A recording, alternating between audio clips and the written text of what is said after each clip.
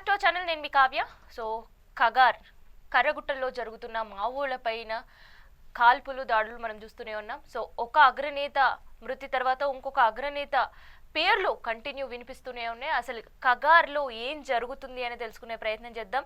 అసలుకి మెయిన్గా ఉండే క్యాడర్ అంటే గతంలో మనం మావోయిస్ట్ పైన కాల్పులు జరిగినప్పుడు కింది క్యాడర్ మాత్రమే ఈ కాల్పుల్లో చనిపోయిన పరిస్థితి చూస్తుంటాం. కానీ ఇప్పుడు క్యాడర్లో ఉండే ఒక స్థాయి ఉండే వాళ్ళని మాత్రమే కగార్లో టార్గెట్ చేసిండ్రా అనే అనుమానాలు కూడా వ్యక్తమయ్యే పరిస్థితి కనిపిస్తుంది. ఇక ప్రజెంట్ మనతోటి డిస్కషన్లో జంపన్న గారు ఉన్నారు. ఒకసారి జంపన్న గారితో మనం మాట్లాడదాం. మాజీ మావో అయినా సార్, నమస్తే. నమస్తే సార్, ఏంటి కగార్, ఏంటి ఆపరేషన్ కగార్? సో మొన్నటి వరకు మనం చూస్తూనే ఉన్నాం. సో కేశవరావు మృతి, ఆ తర్వాత బాడీ కూడా కనీసం వాళ్ళ కుటుంబ సభ్యులకు ఇవ్వని పరిస్థితి. సో మళ్ళీ ఇంకొక అగ్రమావో మృతి చెందినట్లు కూడా ప్రకటిస్తున్న పరిస్థితులు.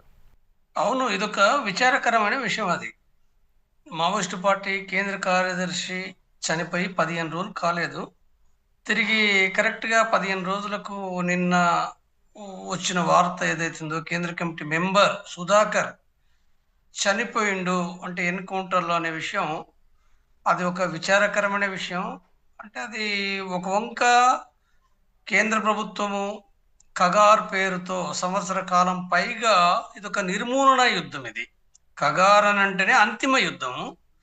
అంటే మావోయిస్టులను పూర్తిగా నిర్మూలిస్తున్నని చెప్పి ఒక ఆపరేషన్ అనేది కొనసాగిస్తున్న దానిలో చాలా పెద్ద సంఖ్యలో ఎప్పుడైనా 10, 20, 50, 40 సంఖ్య చొప్పున చనిపోతున్నారు.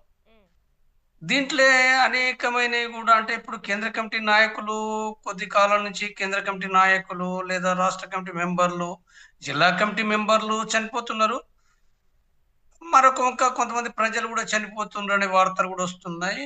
ఈ వార్తల లోపల ఒక వంక యుద్ధం అని అంటే వేలాది బలగాలు, 10 మందికి 10,000 బలగాలు చొప్పున కేంద్రీకరించి ఉన్న పరిస్థితి. అత్యాధునిక ఆయుధాలు, కమ్యూనికేషను, ఒక ఎలక్ట్రానిక్ సిస్టమ్ తోటి కొనసాగిస్తున్న ఈ దాడి లోపల ఏదైతుందో మావోయిస్టులు తీవ్రంగానే దెబ్బతింటున్నారు. అయితే మరొక వంక ఇప్పుడు ఈ సీసీ మెంబర్లు, ఇప్పుడు నిన్న జరిగిన ఎన్కౌంటర్ కూడా వాస్తవంగా అది ఎన్కౌంటరా లేదా పట్టుకొని చంపినరా అనే స్పష్టత అందులో లేదు. సాధారణంగా పోలీస్ అధికారులు అది ఎన్కౌంటర్ అని చెప్పినప్పటికీ కూడా అక్కడ మిగిలిన వాళ్ళు ఎవరు చనిపోవడం కానీ గాయపడడం కానీ లేదు. ఎలాంటి కూడా ఇతర ఆయుధాలు సామాగ్రి కూడా ఏం దొరికినట్టు లేదు. తర్వాత ఒక ఊరి వివరం కూడా ఎక్కడ జరిగింది, ఏ రకంగా జరిగిందని కూడా వాళ్ళు ఏమి ప్రకటించలేదు. అంటే ఒక్కడే దొరకడము, తర్వాత సివిల్ డ్రెస్ లో ఉండడము, ఇవన్నీ గమనిస్తే ఏంటంటే అది బూటకం ఎన్కౌంటర్ కావచ్చు అని అంటే బయట కొంతమంది ప్రజా సంఘాలు వ్యక్తపరుస్తున్నారు.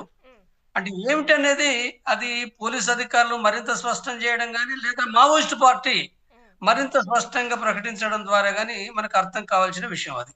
సో మావోయిస్ట్ పార్టీలో ఇప్పటి వరకు నంబాల కేశవరావు గారి పైన ఉన్న 1.5 కోటి రివార్డు కావచ్చు, ఇప్పుడు అంటే నిన్న జరిగిన కాల్పుల్లో మరణించిన లక్ష్మీ నరసింహ పై ఉన్న ₹1,00,00,000 రివార్డు కావచ్చు, ఎన్కౌంటర్ల కారణమనే వినిపిస్తున్నాయి అటు ప్రజా సంఘాల నుంచి కూడా. ఇది ఎంతవరకు వాస్తవం అనుకోవచ్చు? ఇప్పుడు ఒకటి, వాళ్ళ తలలకు వెలలు కట్టడం అనేది ఏందో దాని ద్వారా జరిగిందని అనుకోలేము.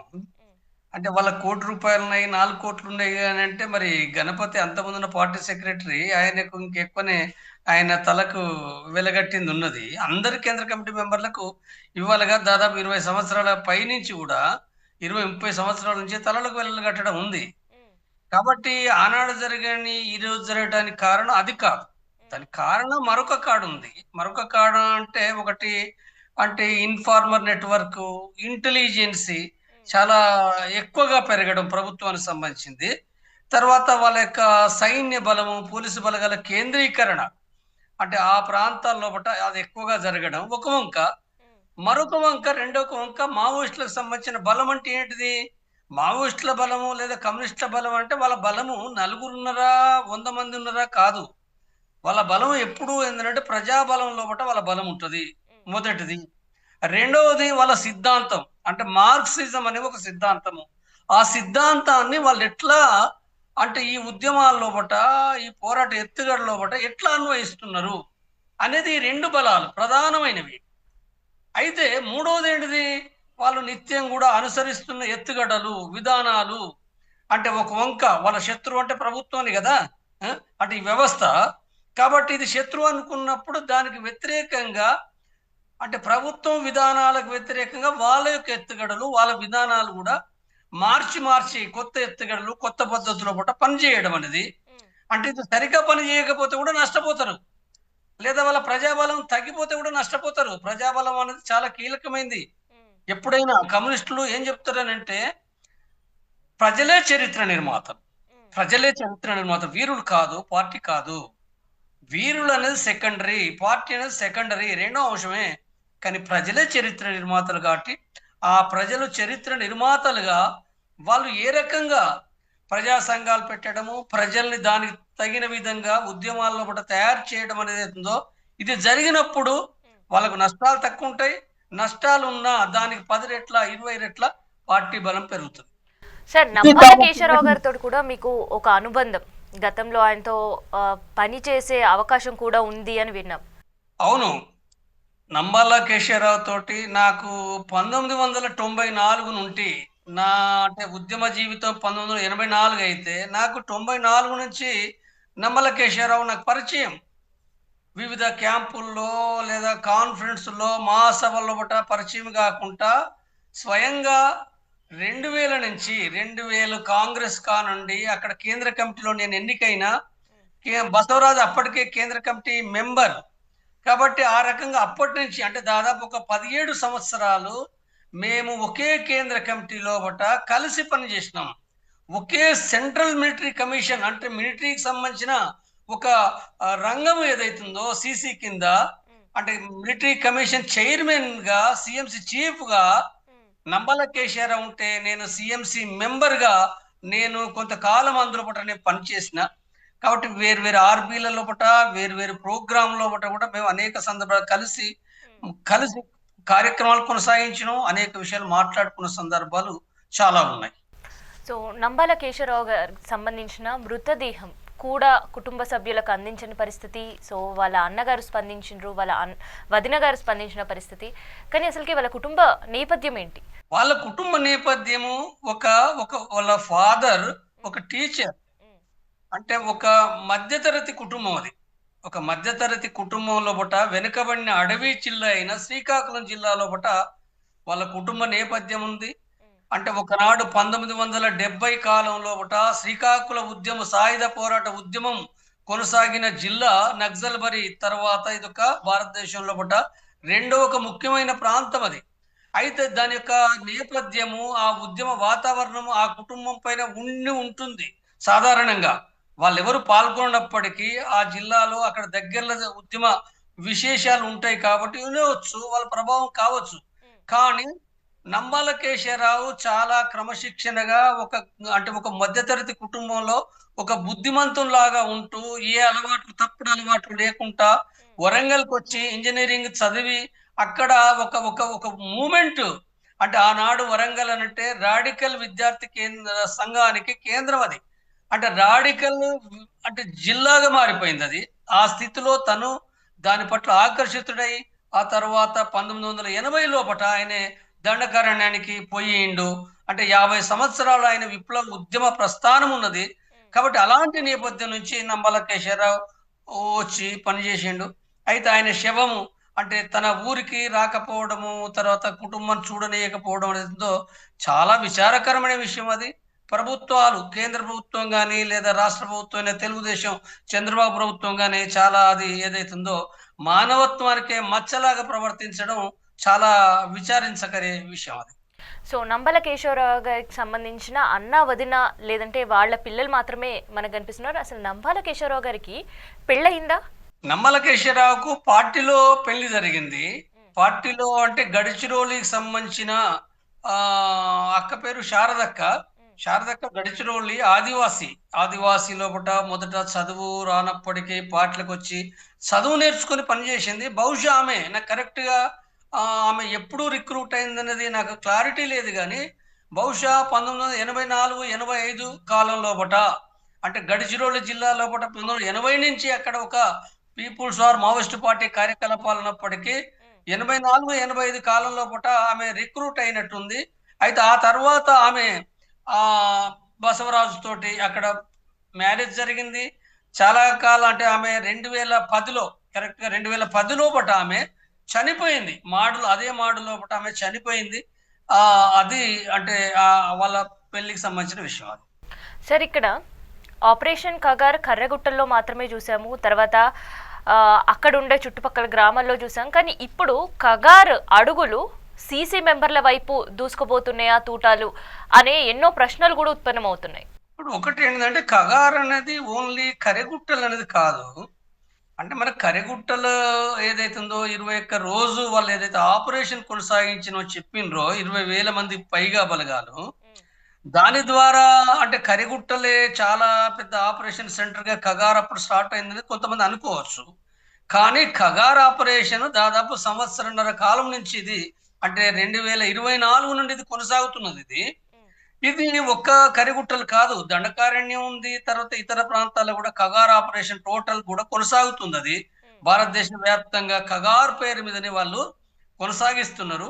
కాబట్టి ఈ ఆపరేషన్ అనేది ఉందో ఇది అంటే ఎప్పటి వరకంటే వాళ్ళు 2026 మార్చి నాటి వరకు మావోయిస్టులను పూర్తిగా నిర్మూలిస్తామన్నది వాళ్ళు చెప్తుండ్రు. ఇదొక విచిత్రమైన విషయము. అంటే ఒక పాసిబుల్ తిథి అవుతుందా? నక్షత్రం అంటే ఆ!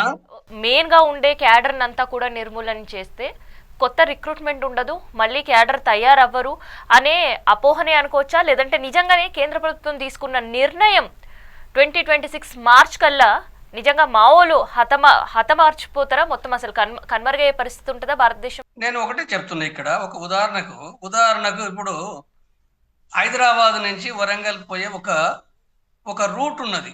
హైవే. ఈ హైవే అంటే 2017 డిసెంబర్ నేను బయటకొచ్చినప్పటి నుంచి చూస్తున్నది. ఇంకా వర్క్ జరుగుతూనే ఉన్నది. అది 1 ఇయర్ అన్నారు, 2 ఇయర్స్ అన్నారు. ఇప్పుడు 7 సంవత్సరాలు దాటిపోయింది. బహుశా అది అంతకుముందే స్టార్ట్ అయింది కాబట్టి 8 సంవత్సరాలు కావచ్చు. అంటే ఒక రోడ్డును కంప్లీట్ చేయడానికి నీకు ఏ టైం అయితుందో టైం ఫిక్స్ ప్రకారంగా జరగటం లేదు. అంటే ఇవి ఇక్కడ డబ్బులు వనరులుండి కానీ మనుషులు అనంటే ఎదుటి వాళ్ళు కూడా ఒక ప్రతివ్యూహము వాళ్ళకుంటది. వాళ్ళు ఈ మొత్తం సమాజాన్ని మార్చడానికి సిద్ధమైన వాళ్ళు. వాళ్ళు ఇద్దరు, ముగ్గురు, నలుగురు ప్రారంభమయ్యి 4,000గా తర్వాత అనేక మంది లక్షలాది అభిమానులను, ప్రజా సంఘాలను సంఘటితం చేసుకున్న వాళ్లకు ఇవాళ వాళ్ళను ఒక సంవత్సరం లోపట వాళ్ళని నిర్మూలిస్తున్నానంటే ఇది ఎట్లా నమ్మవచ్చు? అంటే వాళ్ళు కూడా మనుషులే గదా! వాళ్ళకు కూడా ప్రతివ్యూహాలు, ఎత్తుగడలు ఉంటాయి గదా! నువ్వు చంపుతావనంటే వాళ్ళంత ఈజీగా సరే ఇప్పుడు ఈ సంవత్సర కాలంలో కొంత ఎక్కువ నష్టాలు జరిగిన మాట వాస్తవమే. కాదనలేము. గతానికంటే ఎక్కువగా నష్టాలు జరిగినాయి. కానీ వాళ్ళకు వ్యూహాలు లేవు. నువ్వు దాడి చేస్తుంటే, నిర్మూలిస్తుంటే మేము ఈజీగా దొరుకుతాము, నష్టపోతాం అన్నట్టుగా వాళ్ళు ఉండరు గదా! తిరిగి ఆ పార్టీ లోపటికి కూడా చనిపోతుంటరు. మరికొంతమంది కూడా వస్తారు గదా! మరికొంతమంది ఇప్పుడు సేమ్ కాలం లోపట కూడా వస్తూనే ఉంటరు. ఎక్కువనో, తక్కువనో ఒక్క కాడే కాదు వేరు వేరు ప్రాంతాల నుంచి కూడా పార్టీలోకి వస్తాంటరు. కాబట్టి నిర్మూలించడం అనేది ఏదుందో అంత ఈజీగా, సులభంగా 2026 మార్చి నాటికనేది 2026 కాదు 2036 నాటి వరకు కూడా నిర్మూలిస్తారా మొత్తంగా అనేది అది మనమేమి అట్లా నిర్ణయించలేము. అయితే ఇక్కడ నేను చెప్పే విషయం ఏందనంటే ఆ పార్టీ అనుసరించే విధానాలు, అనుసరించే ఎత్తుగడలు అంటే ఒక యుద్ధం చేస్తున్నప్పుడు ప్రజల బలమే తన బలం కాబట్టి, ఆ ప్రజలను ఎట్లా కూడగట్టుకుంటది, ఎట్లా సంఘటితపరుస్తది, ఏ రకంగా తన విధానాలు మార్చుకుంటదనేదైతే ఉందో అది కీలకమైన విషయం అది. అంటే అలాంటి విధానాలు అవలంబించడం ద్వారా ఆ పార్టీ బతకడం సమస్య కాదు. ఉండడం సమస్య కాదు. 26న మార్చి నాటికి ఉంటదా లేదన్న ప్రశ్న కంటే కూడా ఆ పార్టీ ఈ దేశంలో విప్లవాన్ని విజయవంతం చేయడానికి కావలసిన విధానాలు, మార్గాలు ఏ విధంగా అవలంబించి ముందుకు పోతదన్నది కీలకమైన ప్రశ్న. సార్ ఇక్కడ అంటే కర్రెగుట్టల్లో జరిగిన ఆపరేషన్ కావచ్చు, అబూజ్మడ్లో జరుగుతున్న సర్చింగ్ కావచ్చు, ఇవన్నిటికీ కూడా కేవలం పోలీసు బలగాలు మాత్రమేనా? లేదంటే ఇన్ఫార్మర్ల హస్తం కూడా ఉండవచ్చా? ఇన్ఫార్మర్లు చాలా పెరిగిండ్రు. ఇక్కడే కాదు ఎప్పుడైనా ఒక ప్రజా ఉద్యమం గనుక దెబ్బతింటే ఈ దేశంలో కాదు ప్రపంచంలో ఎక్కడైనా లేదా మావోయిస్టు పార్టీ ఉద్యమంలో ఒకనాడు ఉత్తర తెలంగాణ ఉద్యమంలో అది బలమైన ఉద్యమం, మావోయిస్ట్ ఉద్యమం. ఆంధ్రప్రదేశ్‌లో బలమైన ఉద్యమం. కానీ అది దెబ్బతినటానికి కారణం ఎక్కడుందనంటే మొదటగా అంటే ప్రజా ఉద్యమాలు తగ్గిపోవడం.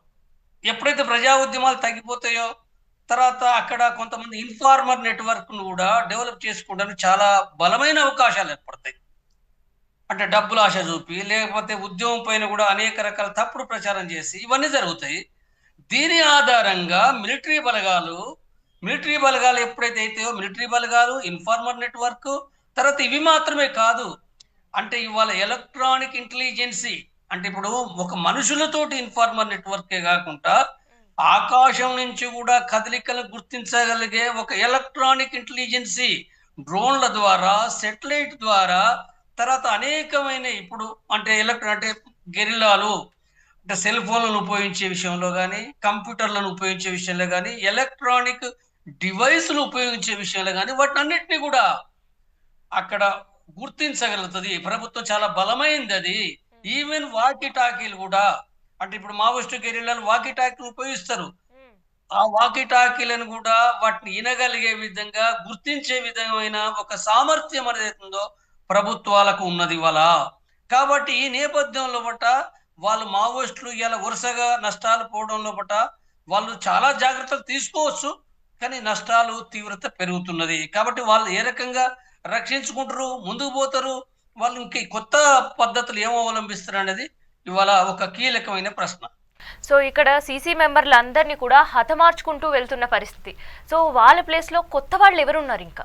ఇప్పుడు నంబాల కేశవరావు గారు అనేది చాలా ఇంటెలిజెంట్ అని, తర్వాత చాలా తక్కువ సమయంలోనే ఈసీ మెంబర్‌గా అయ్యారని, చాలా దళాలను కూడా ఆయన చూసాడని చెప్పేసి ఎన్నో విన్నాం. కానీ ఇప్పుడు నంబాల కేశవరావు గారి ప్లేస్‌ని భర్తీ చేసే పొజిషన్‌లో ఉన్నదా కమిటీ? ఇప్పుడు మావోయిస్టు పార్టీ కేంద్ర కమిటీ 2007 లోపట 42 సంఖ్యతోటుండే. వివిధ రాష్ట్ర కమిటీలు ఆనాడుకు 16 లేదా 18 రాష్ట్ర కమిటీలున్నాయి. రాష్ట్ర కమిటీ లోపట ఒక్కొక్క రాష్ట్ర కమిటీ లోపట 9 నుంచి 25, 30 వరకు గూడా రాష్ట్ర కమిటీ మెంబర్లున్నారు. రాష్ట్ర కమిటీ మెంబర్ల యొక్క వాళ్ళ యొక్క సీనియారిటీ, వాళ్ళ అవగాహన 40 సంవత్సరాల పైగా 50 సంవత్సరాల సీనియారిటీ కలిగిన మెంబర్లున్నారు. తర్వాత వాళ్ళకు సిద్ధాంత రాజకీయ అవగాహన ఉన్న వాళ్ళు అనేక మంది ఉండే. ఈ కాలంలో కొంత నష్టం సీసీ మెంబర్లు చనిపోయిండ్రు, అరెస్ట్ అయినరు, లేదా కొంతమంది వెళ్ళిపోయిండ్రు. రాష్ట్ర కమిటీ మెంబర్లు కూడా అదైనరు. కానీ దాంట్లో కూడా అనేక మంది మిగిలి ఉన్నారు. వందలాది మంది మిగిలి ఉన్నారు. ఇప్పుడు కేంద్ర కమిటీ విషయానికొస్తే బహుశా అంటే నాకు 2017 నాటి వరకు ఉన్న కేంద్ర కమిటీ మెంబర్స్‌కు ఆ తర్వాత ఇప్పుడు సుధాకర్ కూడా చనిపోయిండు గదా! అవును. అంటే పేపర్‌లో ఏమిస్తుర్రు కేంద్ర కమిటీ మెంబరే ఇస్తుండ్రు. కానీ 2017 నాటి వరకు సుధాకరు స్టేట్ కమిటీ మెంబర్ మాత్రమే. సెంట్రల్ రీజనల్ బ్యూరో లోపట ఒక ప్రెస్ కోసము ఇన్‌చార్జ్‌గా ఉన్నాడు. ఒక పొలిటికల్ స్కూల్‌కు ఇన్‌చార్జ్‌గా ఉన్నాడు. కానీ కేంద్ర కమిటీ మెంబర్ కాదు. అయితే ఇప్పుడు కేంద్ర కమిటీ మెంబర్ గాని రాస్తున్నారు. కాబట్టి తీసుకొనుంటరు. వాళ్ళు ఎప్పుడో అంటే నాకు తెలవకపోవచ్చు. హ్మ్. ఈ 5, 6 ఏళ్ల కాలంలో కూడా వాళ్ళు తీసుకొనుంటరు. సుధాకర్‌ని మాత్రమే కాదు చాలా మందిని కూడా తీసుకొనుంటరు. హ్మ్. ఎంతమంది తీసుకున్నారని నేను చెప్పలేను. కానీ సంఖ్య ఏదైతుందో సుమారు 30కి అటో ఇటుగో తప్పనిసరిగా ఉంటది. ఉండే అవకాశం ఉంది కేంద్ర కమిటీ మెంబర్స్. తర్వాత కేంద్ర సెక్రటరీ కూడా ఒక ప్రశ్న కాదది వాళ్ళకు. హ్మ్. మీడియాలో ఇతనైతడా, అతనైతడా అని రాస్తుండ్రు. ఇప్పుడు ఎవరైతేననేది ఇక్కడ ఎవరు డిసైడ్ చేయలేము. దానికి సంబంధించిన కమిటీ ఏదైతుందో ఆ కేంద్ర కమిటీ వాళ్ళు డిసైడ్ చేసుకుంటరు కేంద్ర సెక్రటరీని. దాంట్లో ఏమి సమస్య ఉండది. కేంద్ర కమిటీ మెంబర్లు చనిపోతే కూడా మళ్ళీ కూడా భర్తీ చేసుకోగలిగే అవకాశం ఉంటది. రాష్ట్ర కమిటీ మెంబర్లు చనిపోయినా భర్తీ చేసుకుంటా అంటారు. కాబట్టి ఇదొక కంటిన్యూ జరుగుతది. ఇది ఇప్పటికిప్పుడు వచ్చే సమస్య ఆ పార్టీకి వచ్చే తీవ్రమైన నష్టమే, తీవ్రమైన నష్టమే. కానీ మొత్తంగానే వాళ్ళు భర్తీ చేసుకోలేని సమస్య అయితే కాదు. సార్ నెక్స్ట్ టార్గెట్ హిడ్మా అనే పోలీసుల ఆపరేషన్ ముందుకు సాగుతుంది. అసలు ఎవరు ఈ హిడ్మా? ఇడుమ అనే వ్యక్తి అక్కడున్న ఆదివాసీ ఒక సమాజం నుంచి అంటే ఆయన చదువుకున్నది 3వ తరగతో, 4వ తరగతో చదువుకొని పార్టీలకు వచ్చి చదువు నేర్చుకొని హిందీ పుస్తకాల పైన అంటే వాళ్ళ యొక్క జాతి లోపట కోయ భాష తప్ప హిందీ భాష లేదు. ఇప్పుడిప్పుడు కొంత స్కూల్స్ వచ్చి కొద్దిగా కొన్ని ప్రాంతాల ఒక 2 చోట్ల హిందీ నేర్పుతున్నారు. కానీ తాను పార్టీలకొచ్చి హిందీ రాయడం, చదవడము నేర్చుకొని హిందీ పుస్తకాలు చదివి అభివృద్ధి అయిన ఒక ఆదివాసి నుంచి ఎదిగిన ఒక నాయకుడు. ఒకనాడు అల్లూరి సీతారామరాజు కంటే, ఒకనాడు కొమురం భీము, ఒకనాడు అంటే ఎవరైతే ఆదివాసి సమాజం నుంచి ఎదిగి వచ్చిన లీడర్లు ఎవరైతున్నారో ఈ ఇడుమ అనే వ్యక్తి ప్రజల యొక్క అభిమానం ఆ ప్రాంతంలో అనేక మంది ప్రజల అభిమానాన్ని చూరగొని అక్కడి నుంచి ఎదిగి వచ్చిన నాయకుడు. అయితే ఆ సందర్భంగా ఆ పార్టీ విధానాల ప్రకారంగా ఆ పార్టీ విధానాలు, రాజకీయ విధానాలు, ప్రజలను ఉద్యమాలకు తయారు చేసే విధానాలు, ఈ క్రమంలోపట రాజ్యం సాధించాలంటే, అంటే వాళ్ళు చెప్పే నూతన ప్రజాస్వామిక విప్లవ రాజ్యం సాధించాలంటే దీర్ఘకాలిక ప్రజాయుద్ధం అని చెప్పి మొదటి నుంచి చెయ్యాలనే ఒక వ్యూహంలో భాగంగా వాళ్ళు యుద్ధాన్ని కొనసాగిస్తున్నారు. ఉమ్, దానిలో భాగంగా ఇడుమ అనే వ్యక్తి ఆయనే క్రమంగా ఒక సభ్యుడిగా, ఒక కమాండర్‌గా, ఒక ఒక బెటాలియన్ కమాండర్‌గా ఎదిగి కొన్ని ఆపరేషన్‌లకు నాయకత్వం వహించిండు. ఆపరేషన్‌లకు నాయకత్వం వహించిన దాంట్లో కూడా దాంట్లో పూట ఒక నైపుణ్యం సంపాదించి కొన్ని విజయాలు సాధించడం జరిగింది. అయితే ఆ పార్టీ విధానం ప్రకారంగా మిలిటరీ విజయాలు సాధించిన వాళ్ళు కేంద్ర సెక్రటరీ, కేంద్ర కమిటీ మెంబర్స్ అనేదేందో చాలా తప్పుడు అవగాహన. ఉమ్, అది కరెక్ట్ కాదది. అంటే అక్కడ ఆ పార్టీ విధానం ప్రకారంగా సిద్ధాంత రాజకీయాలకు లొంగి ఉండేది మిలిటరీ తప్ప, మిలిటరీ అది అది నాయకత్వం వహించేది కాదది. కాబట్టి ఇడుమ అయితే నాకు తెలిసి రాష్ట్ర కమిటీ నాయకుడు. రాష్ట్ర కమిటీ మెంబర్ మాత్రమే. అయితే ఆయన కేంద్ర కమిటీలో తీసుకున్నారా లేదా నాకు తెలవది. కాబట్టి అయితే కేంద్ర సెక్రటరీ అనేది ఏతుందో తప్పది. చాలా మంది ఇడుమ కంటే ఇంకా పదుల సంఖ్యలో, 20ల సంఖ్యలో ఎక్కువనే ఇంకా అనేక మంది నాయకులున్నారు. కాబట్టి ఇడుమ కేంద్ర సెక్రటరీ గాని అది ఊహకు అందని విషయం అది. అయితే ఆయనే ప్రజల కోసము అక్కడ వాళ్ళనుకున్న ఉద్యమం కోసం అంకితమైన వ్యక్తి. అయితే ఆయన టార్గెట్ చేయడం అనేదుందో వాస్తవంగా పోలీస్ అధికారులు కొన్ని సందర్భాలు చెప్తుండ్రు. ఉమ్, ఇడుమను టార్గెట్ చేసినట్టుగా. కానీ దానికంటే ఎక్కువగా మీడియా టార్గెట్ చేస్తుంది. మీడియా టార్గెట్ ఏదైతుందో ప్రతి రోజు 2 రోజులకు, 3 రోజులకు ఇప్పుడు అంటే తెలుగు తెలంగాణ రాజ్యంలో దాదాపు ఒక 300, 500 ఛానెల్స్ ఉంటే, ఈ ఛానెల్స్ అన్నీ ఇడుమ పేరు పెట్టకుండా బతకలేరంటున్నా నేను. బతకలేరు. ఎందుకంటే ఇడుమ సచ్చిపోయిండని, ఇడుమ దొరికిండని, ఇడుమ సరెండర్ అయిండని, ఇడుమ గాయపడి దొరికిండని ప్రతిరోజు, ప్రతి 2 రోజులకు ఈ శీర్షికలు పెట్టడం ద్వారా వాళ్ళకి వ్యూవర్స్ పెరుగుతుండ్రు. ఉమ్, అంటే ప్రజానీకంలో ఒక ఇడుమ అంటే ఒక రకమైన ఇయాల భారతదేశంలో ఓన్లీ తెలుగు రాజ్యాల్లో కాదు, భారతదేశ వ్యాప్తంగా ఇడుమ ఒక ఐకాన్ అయిండు. ఉమ్. కాబట్టి ఈ ఐకాన్ అనే అతన్ని అంటే చంపడము అనేదేందో అంటే మిలిటరీ టార్గెట్ చేయాలంటే చంపాలనేది కూడా ఒక రకంగా టార్గెట్ చేస్తుండ్రు. ఇది అంటే ఇడుమకు సంబంధించింది. సార్ ఇక్కడ పోలీసులు అత్యాధునిక ఆయుధాలు కావచ్చు, లేదంటే ఏఐ ఉపయోగించుకోవచ్చు, ఇవన్నీ కూడా కర్రగట్టల కూంబింగ్లో చూసినాం, అబుద్మెట్లో చూసినాం. కానీ ఎందుకు మావోలు ఈ టార్గెట్స్ని ముందుగానే పసిగట్టలేకపోయే పరిస్థితులు ఉన్నారు? అంటే అంత టెక్నాలజీ వాడడం లేదా? టెక్నాలజీకి ఏమైనా దూరంగా ఉంటున్నారా? ఒకటి అంటే ఇప్పుడు ప్రభుత్వానికి లేదా ప్రజల తరపున పనిచేసే గెరిల్లాలకు చాలా భిన్నమైన తేడా ఉంటది. 100 కాదు 1000 రెట్ల తేడా ఉంటది. ఎప్పుడు ఉంటది. కొత్త కాదు. ఇవాళ కొత్త కాదది. ఆ పార్టీ పుట్టినప్పటి నుంచే ఉంది. 1000 కాదు 10,000 రెట్ల తేడా ఉంటది. ఉమ్, కాబట్టి ఆ తేడా అంటే ప్రభుత్వం అంటే అనేక వ్యవస్థలు కలిగి ఉన్నది. అన్ని వనరులు కలిగి ఉన్నది. అన్ని డబ్బు కలిగి ఉన్నది. అదే రాజ్యం వెళ్తుంది. గెరిల్లాలకు ఎక్కడిది? రాజ్యం ఎక్కడిది? వ్యవస్థలు ఎక్కడి? వాళ్ళు ఇద్దరు ముగ్గురు ప్రారంభమై పార్టీని అభివృద్ధి చేసుకుంటూ, ప్రజల్ని అభివృద్ధి అది చేసుకుంటూ పోతుంటారు. పోయే క్రమంలో వాళ్ళకి తుపాకులు కూడా ఉండయి కదా! ఒకనాడైతే తుపాకులు లేవు కదా! కత్తులే కదా! మొండి కత్తులు. కత్తులు కూడా మొండి కత్తులున్నాయి. ఉమ్, లేదా తుపాకులు అనంటే 12 బోర్ రామబాణం ఉంది. ఉమ్. అంటే 3 తూటాలు, 5 తూటాలు కలిగిన తుపాకి ఉన్నదన్నాడు. 3 తూటాలు. అంతేనా సార్? కాబట్టి ఇలాంటిది ఆటో వెపన్స్ లేవు. కాబట్టి అక్కడి నుంచి అభివృద్ధి ఉంది కాబట్టి ఎప్పటికీ కూడా ఇప్పుడు వాళ్ళ కాడ ఉండే ఆయుధాలు ప్రభుత్వాలతో పోల్చుకుంటే నాసీ రకమైనవి. వాళ్ళు మందుపాతలు పెట్టొచ్చు గాక, వాళ్ళు కూడా ఏందంటే డ్రోన్ల నుంచి రక్షించుకునే అనేకమైన ఏర్పాట్లు ఉండవచ్చు గాక. ఉమ్, కానీ ఇవన్నీ కూడా ఏందంటే ఒక ప్రభుత్వ బలం ఉందట చాలా దిగదుడిపే. కాబట్టి అయితే వాళ్ళ బలం నేను ఏమని చెప్పినా వాళ్ళ ఆయుధాల బలంగా వాళ్ళు ఎప్పుడు చూడరు. ఆయుధాలు సంపాదించుకోవాలి అవసరమే. కానీ అంతకంటే వాళ్ళ బలం ఎక్కడ? ప్రజాబలము. ప్రజాబలమే. ఫస్ట్ ప్రజాబలము. ప్రజాబలము, వాళ్ళ సిద్ధాంతము. ఇది మాత్రమే వాళ్ళ బలాలు. మిగిలినవి ఆయుధాలు సంపాదించుకోవడానికి అనేక ప్రయత్నాలు చేస్తారు వాళ్ళు. సార్ గతంలో శాంతి చర్చలు ఎన్నోసార్లు జరిపిన పరిస్థితి ఉన్నాయి. అండ్ ఇప్పుడు ఈ కగారు ఆపరేషన్ స్టార్ట్ అయిన తర్వాత మావులు చాలా మంది లేఖలు రాసిండ్రు. ఇటు ప్రజా సంఘాల నుంచి కూడా చాలా వరకు నిరసన కార్యక్రమాలు, మావోలతో శాంతి చర్చలు జరపండి, వాళ్ళు సీజ్ ఫైర్ చెప్పినరు, దాన్ని అంగీకరించండి అని. ఎందుకు ఇంత మొండి పట్టుగా ఉంది కేంద్రం అనుకోవచ్చు? ఇప్పుడు వాళ్లకు దేశం లోపట చాలా ప్రజాస్వామిక మేధావులు, శాంతి చర్చల కమిటీ నాయకులు, వివిధ పార్టీలు, వివిధ కమ్యూనిస్ట్ పార్టీలు, వివిధ నక్సలైట్ పార్టీలు, వివిధ సోషలిస్ట్ పార్టీలు, వేరువేరు ప్రజా సంఘాలు అనేక మంది విజ్ఞప్తులు చేస్తుండ్రు, సభలు పెడుతుండ్రు, ప్రకటనలు చేస్తున్నారు. ఇంక ఇతర పార్టీలు కూడా కొన్ని, కాంగ్రెస్ లాంటి, బీఆర్ఎస్ లాంటి పార్టీలు, ఇంకా కొంతమంది కూడా ఇవి కరెక్ట్ కాదని కూడా వాళ్ళు కూడా మాట్లాడుతుండ్రు. కానీ ఏమి మాట్లాడినప్పటికీ కూడా కేంద్ర ప్రభుత్వము వినటము లేదు. ఏమాత్రం వినకుండా కూడా, అంటే కనీసమైన స్పందన అంటే కనీసం వాళ్ళు ఏమి అంటే ఇప్పుడు ఒకటే సరెండర్ కావాలని చెప్తుంది కేంద్ర ప్రభుత్వం.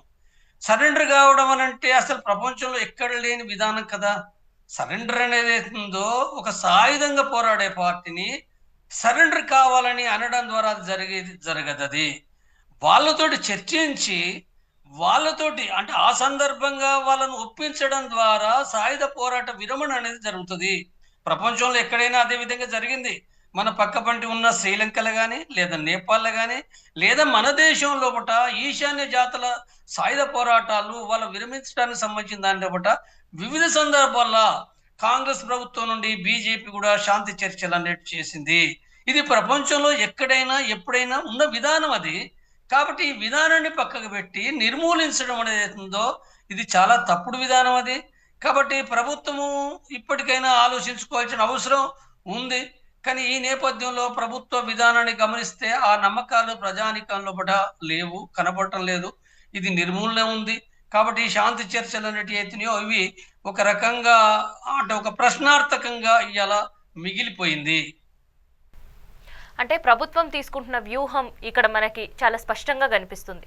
సో ఎవరైతే హయ్యర్ క్యాడర్ కేంద్ర కమిటీ సభ్యులు ఉన్నారో వాళ్ళని పూర్తిగా నిర్మూలిస్తే అసలు క్యాడర్ అనేది ఉండదు అనేది నిజంగా అది వాస్తవంగా జరిగే పరిస్థితి ఉంటుందా, లేదంటే కొద్ది వరకు పార్టీకి డ్యామేజ్ జరిగి ఇంకెంతమంది జాయిన్ అయ్యే అవకాశం ఉంటుందంటారా? వాళ్ళు ఒకటి ఇప్పుడు నాయకత్వాన్ని దెబ్బతీయాలన్న దాంతో కేంద్రీకరిస్తారు, వాస్తవమే. కానీ అన్ని సందర్భాల్లో వాళ్ళు అనుకున్నట్టుగా నాయకత్వమే దొరుకుతుంది అనేది ఏమి లేదు. ఇప్పుడు మనకైతే ఇప్పుడు ఈ మధ్య కాలంలో పూట మనకు కేంద్ర నాయకులు అంటే చలపతి, తర్వాత బసవరాజు, ఇప్పుడు సుధాకర్ కేంద్ర కమిటీ నాయకులు. కానీ అంతకుముందు చనిపోయిన దాంట్లో పూట అంటే కొద్దిమంది రాష్ట్ర కమిటీ మెంబర్లు ఉన్నప్పటికీ కూడా సాధారణ మిలిషియా, సాధారణ ప్రజలు కూడా చనిపోయినరు. తర్వాత సభ్యులు కూడా చనిపోయినరు. ఇప్పుడు అదే కరిగుట్టలు ఉంది. కరిగుట్టల్లో పూట కేంద్ర కమిటీ నాయకులు చాలా మంది ఉన్నారు. చంద్రన్న చనిపోయిండని, తర్వాత ఇడుమా చనిపోయిండని, ఇంకెవరో చనిపోయిందని చాలా ప్రచారాలు చేశారు. కానీ అందులో పూట ఎవరు చనిపోయినరు? మొదటగానైతే అంటే మొదటి 4-5 రోజుల పూట చనిపోయింది 3 సభ్యులు, మహిళలు చనిపోయినరు. అంటే నష్టమే పార్టీకి. కానీ అంటే కింది స్థాయిలో ఉన్నవాళ్ళు చనిపోయారు. ఆ తర్వాత వాళ్ళు ఇప్పుడు 25-30 సంఖ్య చెప్పిన వాళ్ళు. ఆ మొత్తం సంఖ్యలో కూడా ఎవరు చనిపోయినరు అంటే దాంట్లో ప్రజలు ఎంతమంది అని మనకు క్లారిటీ లేదు. కానీ సాధారణంగా సభ్యులు, పీపీసీ మెంబర్లు, కొద్దిమంది ఏసీ మెంబర్లు చనిపోయినది పోలీసులు ప్రకటించిన రిపోర్ట్లే ఉంది. కేంద్ర నాయకులు చనిపోలే కదా. ఇడుమ కోసం కేంద్రీకరిస్తే, చంద్రన్న కోసం కేంద్రీకరిస్తే వాళ్ళు చనిపోలేదు కదా. కాబట్టి ఇక్కడ అంటే వాళ్ళు చేసే దాడుల లోపట నాయకులు అనేదే కాదు, వాళ్ళ సంఖ్య కోసం కూడా అంటే ఈ సంవత్సరంన్నర కాలం లోపట అంటే ఒక కంటిన్యూగా ఒక పెద్ద సంఖ్య లోపట చంపడం అనేది ఒక ఒక ఒక ఒక టార్గెట్ పెట్టుకున్నారు.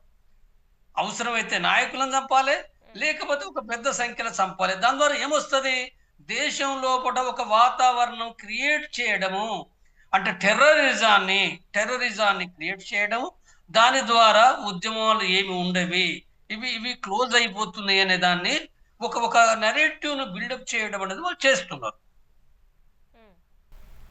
సో మరి ఇప్పుడు కొత్త క్యాడర్ వచ్చే అవకాశం ఉంటుందంటారా సార్ మళ్ళీ కమిటీలోకి? అంటే రావడానికి ఇప్పుడు నిర్బంధం అన్నది ఇవాళ కొత్తది కాదు అది. ఉమ్, నక్సల్బరీ ప్రారంభమైనప్పటి నుంచి కూడా నక్సల్బరీ 1972 నాటి వరకే అది అణచివేయబడింది, క్లోజ్ అయిందని చెప్పి భావించిర్రు. అవును. వాస్తవంగా చాలా నష్టాలు జరిగినాయి. ఆనాడు కేంద్ర కమిటీ సెక్రటరీ, కేంద్ర కమిటీ మెంబర్లు, వివిధ రాష్ట్రాల ఉద్యమాలు చాలా దెబ్బతిన్నాయి.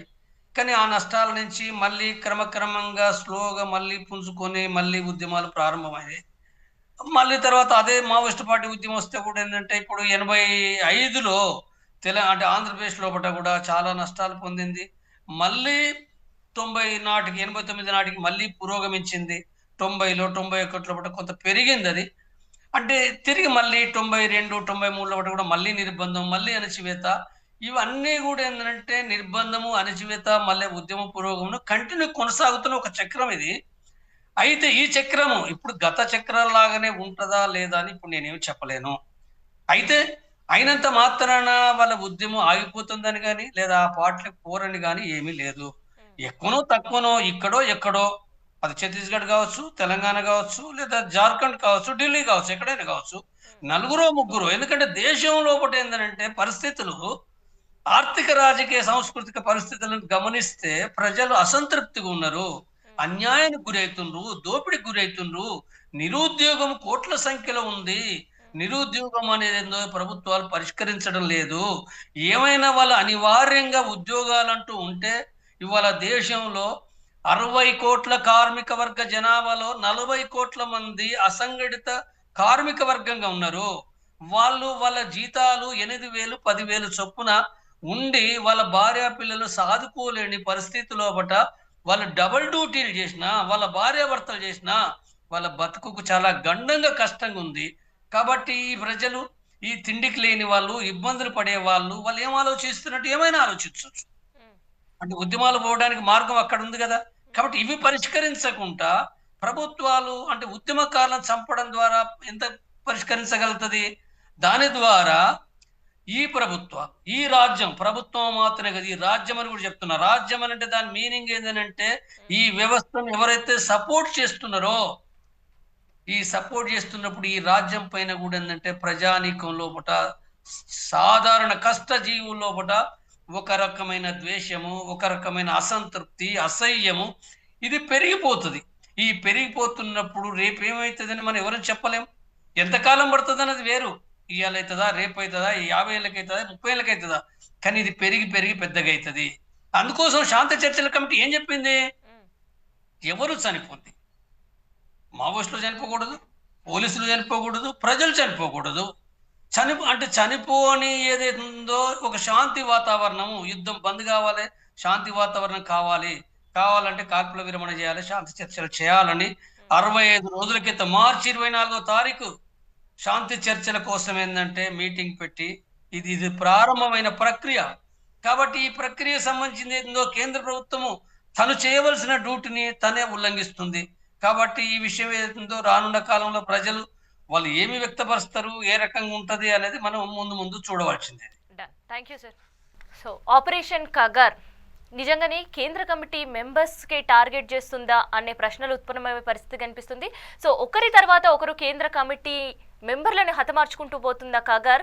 దీనివల్ల నిజంగానే పార్టీకి భారీ నష్టం జరుగుతుందని మాజీ మావోయిస్టులు కాదు, ఇప్పుడు పార్టీలో ఉండే వాళ్ళు కూడా చర్చ జరిగే పరిస్థితి. సో నిజంగానే పార్టీకి ఉండే స్తంభాల్లాంటి సీసీ మెంబర్లు హతమార్చుకుంటూ పోతే పార్టీని బలహీనం చేయొచ్చు. అండ్ కొత్తగా వచ్చే వాళ్ళకు కూడా ఇదొక సమాధానంగానే ఉంటుందని కేంద్రం నిర్ణయం తీసుకుంది. కగార్ వ్యూహం లాగే ఉంది అన్న క్వశ్చన్స్ కావచ్చు అండ్ విమర్శలు కూడా కగార్ పైన వినిపిస్తున్నాయి. నిజంగా 2026 మార్చి వరకు కూడా మావోలను పూర్తిగా హతమార్చే కార్యక్రమం కగార్ పూర్తి చేస్తుందా, లేదంటే శాంతి చర్చలకి ఉత్పన్నమవుతున్న ప్రెజర్స్ని కేంద్రం తీసుకుంటుందా అనేది మనం కూడా చూద్దాం.